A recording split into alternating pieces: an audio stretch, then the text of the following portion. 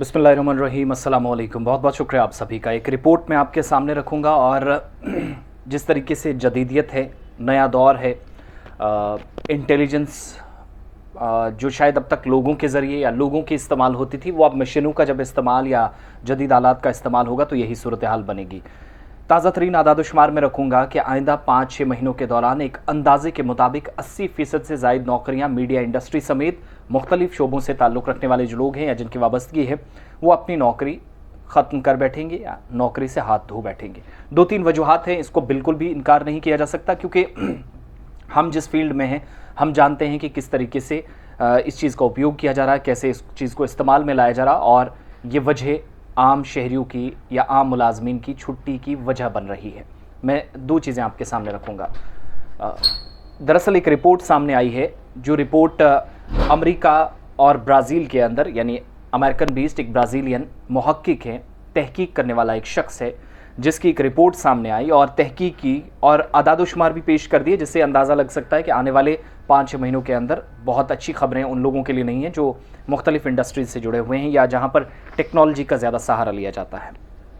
AI आपने सुना होगा, आर्टिफिशियल इंटेलिजेंस इसको कहते हैं। आर्टिफिशियल एक मसनूई ज़हानत वाला आप एक इंसान भी कह सकते हैं या नकली इंसान भी कह सकते हैं, जिसमें टेक्नोलॉजी इस तरीके से इस्तेमाल की गई है कि वो बोल भी सकता है, सुन भी सकता है, आपकी बात सुनने के बाद वो वहाँ से रिस्पॉन्ड भी कर रहा है, आपकी बात का जवाब भी दे रहा है। कई बार ऐसी शक्लें बना दी गई हैं कि या तो वो टीवी एंकर लग रहा है, कई बार आपको महसूस होगा कि ये मेरे पास खड़ी एक लड़की है या लड़का है। इस तरीके से इस जदीदियत के दौर में हम सब अपनी नौकरियों से हाथ धोने वाले हैं। आर्टिफिशियल इंटेलिजेंस का इस्तेमाल दुनिया भर के अंदर किया जाने लगा और मैं पिछले कुछ दिनों से देख रहा हूँ, मैं जब ट्विटर, इंस्टाग्राम या फेसबुक पर जाता हूँ तो वहाँ पर भी कई रील्स और यूट्यूब पर भी ऐसी रील्स आ गई हैं जो आर्टिफिशियल इंटेलिजेंस है। आवाज़ कुछ और है, बोल कुछ और है, टेक्नोलॉजी कहीं और है। उसमें कैसे आवाज़ डाली जाती है, उसमें कैसे रिकॉर्ड चीज़ें रखी जाती हैं, और आपको कहीं 1 सेकंड के लिए भी महसूस नहीं होगा कि ओरिजिनल क्या है, फेक क्या है। जिस शख्स का नाम बताया जाएगा उसी का नाम बताया जाएगा कि इसी ने किया है।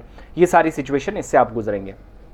मगर असल में हुआ क्या है कि ब्राज़ीलियन अमेरिकन, ये मैं एक रिपोर्ट बिल्कुल छांट कर आपके सामने लाया हूँ, 3-4 चीज़ें, कि अगर आप मोबाइल स्क्रीनों को भी देखेंगे जिस तरीके से आर्टिफिशियल इंटेलिजेंस का सहारा लिया जा रहा है, तो 80% के आसपास नौकरियां ख़त्म होने जा रही हैं और अगले 6 महीनों के दौरान ये सूरत हाल रहेगी। ये इससे भी कहीं ज़्यादा हो सकती है।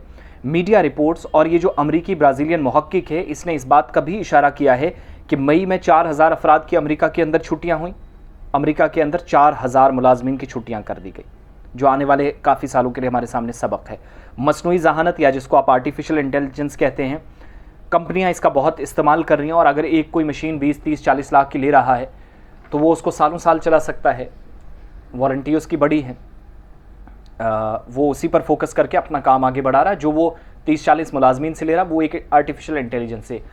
इसकी मैं ताज़ा मिसाल दूंगा। दिल्ली के अंदर एक बड़ी कंपनी है, या आप यूँ कह सकते हैं कि बड़े न्यूज़ एजेंसीज़ हैं, मीडिया आउटलेट्स हैं, उन्होंने 100 से ज़्यादा लोगों को जो आला पोस्टों पर थी, 30-30, 40-40, 50-50, 60-60 हज़ार सैलरीज ले रहे थे, उनकी छुट्टियां कर दी।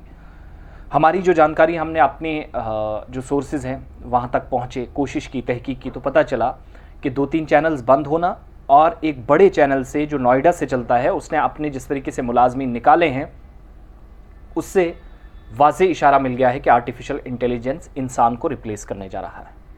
ठीक है, जो काम 30-40 मुलाजमीन से लिया जा रहा था, यानी एक एंकर बाकी 10 एंकर्स के साथ मिलकर काम करता था, 10 एंकर एक चैनल को चलाते थे, उन 10 को हटा दिया गया, 10 लाख रुपया बचा लिया गया, मशीन एक ले ली गई। वो मशीन आपको बोलकर, पढ़कर समझाएगी, सुनाएगी, कोई कुछ करने की ज़रूरत नहीं है।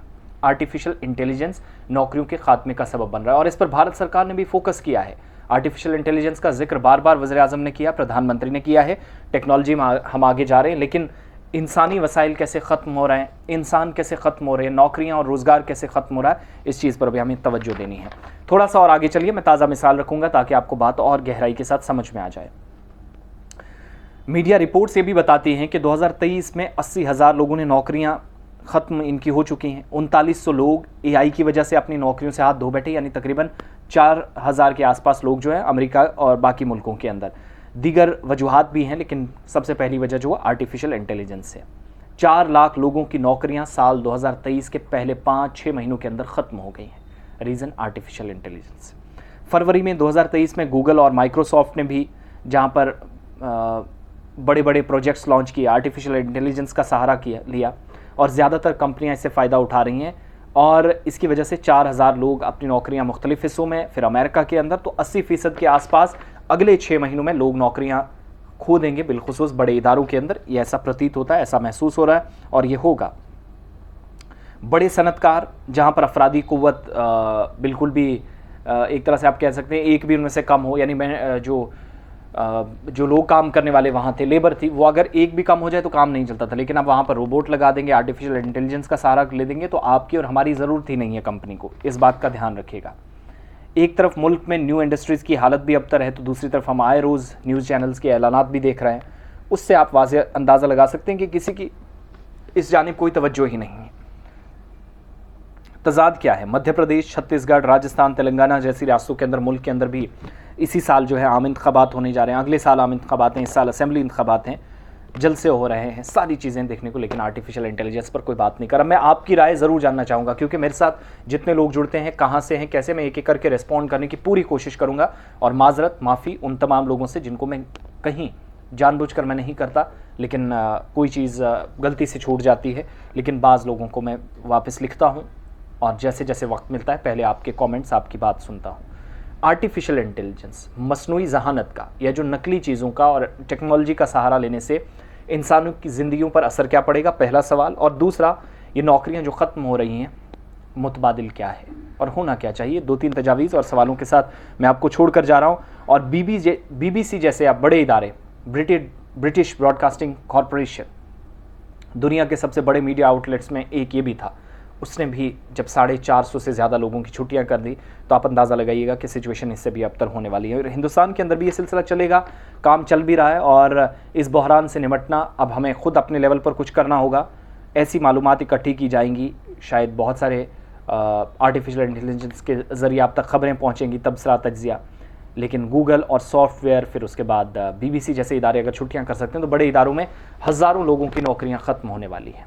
इसका खदशा माहिरीन ने, तजर्बेकारों ने, या फिर तज्जिया करने वाले लोगों ने, तज्जियाकारों के साथ साथ विशेषज्ञ जो हैं, विश्लेषण करने वाले लोग हैं, एक्सपर्ट्स हैं, उनकी राय में भी ऐसा है।